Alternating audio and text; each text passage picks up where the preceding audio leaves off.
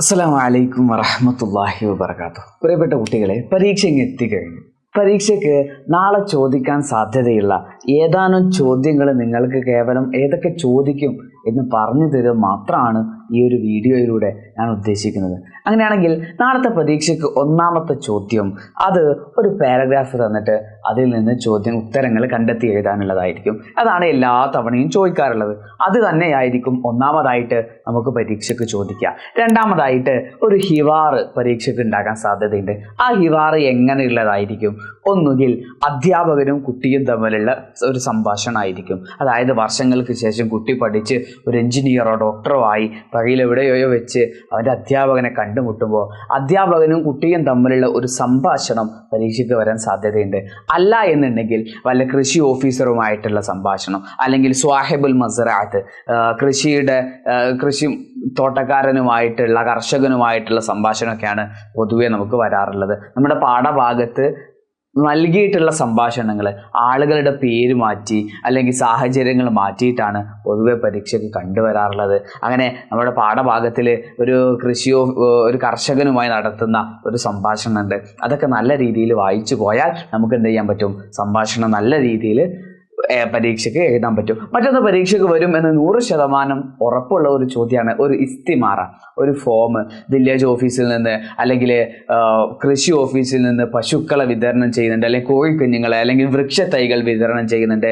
അതിന് വേണ്ട ഒരു ഫോർമാറ്റ്, ഒരു ഫോം ഫില്ല് ചെയ്യുന്നതുമായി ബന്ധപ്പെട്ട ഒരു ഇസ്തിമാറ പരീക്ഷയ്ക്ക് നിർബന്ധമായിട്ടും ഉണ്ടായിരിക്കും. മറ്റൊന്ന് 1 മുതൽ 20 വരെ നമ്മൾ എണ്ണാൻ പഠിക്കുന്നുണ്ട്, അതോടൊപ്പം തന്നെ എഴുതാനും പഠിക്കുന്നുണ്ട്.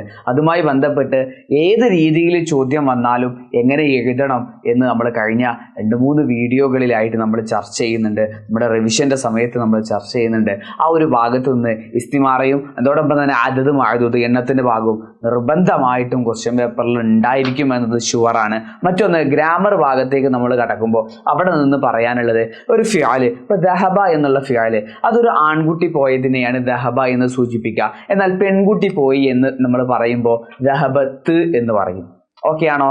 ഇനി ഒരു ആൺകുട്ടിയോട് ഇരിക്കാൻ പറയാണ്, ഇജ്ലിസ്, നീ ഇരിക്ക്. അതേസമയം ഒരു പെൺകുട്ടിയോട് പറയുമ്പോൾ ഇജ്ലിസി എന്നാണ് പെൺകുട്ടിയോട് പറയാ. അങ്ങനെ ആൺകുട്ടിയാകുമ്പോൾ പെൺകുട്ടിയാകുമ്പോൾ ഫിഅല് മാദിയിൽ വരുന്ന മാറ്റം എന്ത്, ഫിഅല് അംറിൽ വരുന്ന മാറ്റം എന്ത് എന്നൊക്കെ നമ്മൾ പഠിക്കുന്നുണ്ട്. ആ ഭാഗത്ത് നിന്ന് ബ്രാക്കറ്റിൽ ഉത്തരം തന്നിട്ട് അത് കണ്ടെത്തി എഴുതുവാനുള്ള ചോദ്യങ്ങൾ പരീക്ഷയ്ക്ക് നിർബന്ധമായിട്ടും ഗ്രാമർ ഭാഗത്ത് നിന്ന് ഉണ്ടാകാൻ സാധ്യതയുണ്ട്. മറ്റൊന്ന് നീന്തലുമായി ബന്ധപ്പെട്ട ഒരു കുറിപ്പ് എഴുതുക. നമ്മുടെ ടെക്സ്റ്റ് ബുക്കിലെ 1ാമത്തെ പാഠത്തിലാണെന്ന് തോന്നുന്നു നമ്മൾ പഠിക്കുന്നുണ്ട്. നീന്തലുമായി ബന്ധപ്പെട്ട ഒരു കുറിപ്പ് എഴുതുക. അതിന് വേണ്ട പ്രധാനപ്പെട്ട പോയിന്റുകളൊക്കെ അത് നല്ലൊരു ബോഡി എക്സസൈസ് ആണ്, അത് ആരോഗ്യത്തിനും ശരീരത്തിന് ഉന്മേഷം നൽകുന്നു തുടങ്ങിയ പോയിന്റ്സ് ഒക്കെ ഒരു ബോക്സിൽ തന്നിട്ട് അതുമായി ബന്ധപ്പെട്ട ചിലപ്പോൾ നീന്തലായിരിക്കില്ല, ചിലപ്പോൾ സൈക്ലിംഗ് ആയിരിക്കും, ചിലപ്പോൾ നടത്തായിരിക്കും, അതുമായി ബന്ധപ്പെട്ട ഒരു പാരഗ്രാഫ് അതിന് നമുക്ക് സഹായിക്കുന്ന ഹിൻസ് അവിടെ തന്നിട്ട് നമ്മളോട് എഴുതാൻ പറയാനുള്ള ചോദ്യം പൊതുവെ കണ്ടുവരാറുണ്ട്. അത്തരം ചോദ്യങ്ങൾ നമ്മുടെ റിവിഷൻ്റെ സമയത്തും ലൈവിൻ്റെ സമയത്തും ഒക്കെ നമ്മൾ ഡിസ്കസ് ചെയ്തിട്ടുണ്ട്.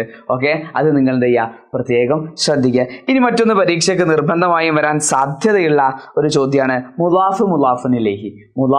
മുലാഫുനിലേഹി.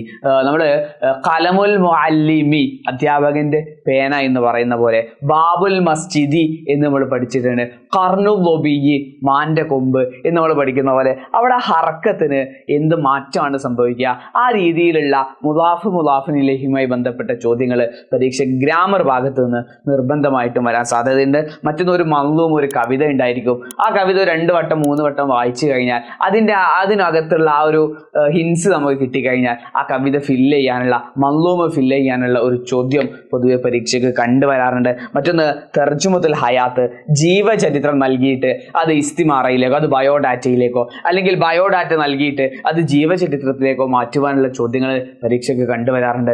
ഇത്രയും കാര്യങ്ങളാണ് നാളത്തെ പരീക്ഷയ്ക്ക് നിർബന്ധമായിട്ടുണ്ടാവുക. ഇപ്പം നിങ്ങൾക്ക് ആകെ ആവലാതിയാകുന്നുണ്ടാവും, ഇതൊന്നും എനിക്ക് അറിയില്ലല്ലോ എന്ന് നിങ്ങൾക്ക് തോന്നുന്നുണ്ടെങ്കിൽ നമ്മുടെ റിവിഷൻ്റെ ആ വീഡിയോ യൂട്യൂബിലുണ്ട്, പ്ലേലിസ്റ്റിലുണ്ട്, അത് കാണാം. നമ്മുടെ ലൈവ് പ്രധാനപ്പെട്ട ചോദ്യങ്ങൾ നമ്മൾ ഡിസ്കസ് ചെയ്യുന്ന വീഡിയോകളുണ്ട്, മോർണിംഗ് ബൂസ്റ്ററുകൾ നമ്മൾ ചെയ്തിട്ടുണ്ട്. അതോടൊപ്പം തന്നെ ഒരുപാട് കണ്ടന്റ് വീഡിയോകൾ, ഓരോ ആക്ടിവിറ്റി, ഇപ്പോൾ അതത് മാതത് എണ്ണവുമായി ബന്ധപ്പെട്ട 2 അതിലധികമോ വീഡിയോകൾ നമ്മൾ ചെയ്തിട്ടുണ്ട്. എങ്ങനെയൊക്കെ പരീക്ഷയ്ക്ക് അതത് മാതത് ഭാഗത്തു നിന്ന് ചോദ്യം വന്നിട്ടുണ്ട്, ഈ രീതിയിൽ വന്നാൽ എങ്ങനെയാണ് നമ്മൾ ഉത്തരം കണ്ടെത്തേണ്ടത് എന്നൊക്കെ നമ്മൾ മുമ്പ് ചെയ്തിട്ടുണ്ട്. ഈ വീഡിയോ കണ്ടു കഴിയുന്നതോടുകൂടി ഇന്നതൊക്കെ എനിക്കറിയാം, ഞാനിപ്പോൾ ഒരു 8-9 പ്രവർത്തനങ്ങൾ പറഞ്ഞു, ഈ 9 എണ്ണത്തിൽ 4 എണ്ണം എനിക്കറിയാം, ബാക്കി 4 എണ്ണം ഞാൻ പഠിക്കേണ്ടതാണ്. ആ 4 എണ്ണം എന്ത് ചെയ്യുക, വേഗം നമ്മുടെ യൂട്യൂബിൽ തന്നെ ക്ലാസ്സുകൾ നമ്മൾ അപ്ലോഡ് ചെയ്യുന്നുണ്ട്. നിങ്ങൾ ടെക്സ്റ്റ് ബുക്കുകൾ നോട്ട് ബുക്കുകളൊക്കെ തുറന്ന് വെച്ചിട്ട് ആ ഭാഗങ്ങൾ കവർ ചെയ്തിട്ട് വേണം നിർബന്ധമായിട്ടും നാളെ നിങ്ങൾ പരീക്ഷാ ഹാളിലേക്ക് പോകാം. ഇൻഷാ അല്ലാഹ് വീണ്ടും കാണാം. നല്ലൊരു എളുപ്പമാണ്, നല്ല രീതിയിൽ എളുപ്പത്തിൽ പെട്ടെന്ന് എഴുതാൻ പറ്റുന്ന ഒരു പരീക്ഷയാകട്ടെ എന്ന് ആത്മാർത്ഥമായിട്ട് ആഗ്രഹിച്ച് പ്രാർത്ഥിച്ച് ആശിച്ച് വീണ്ടും കാണാം എന്ന് ഉറപ്പ് നൽകിക്കൊണ്ട് നിർത്തുകയാണ്. അസ്സലാം.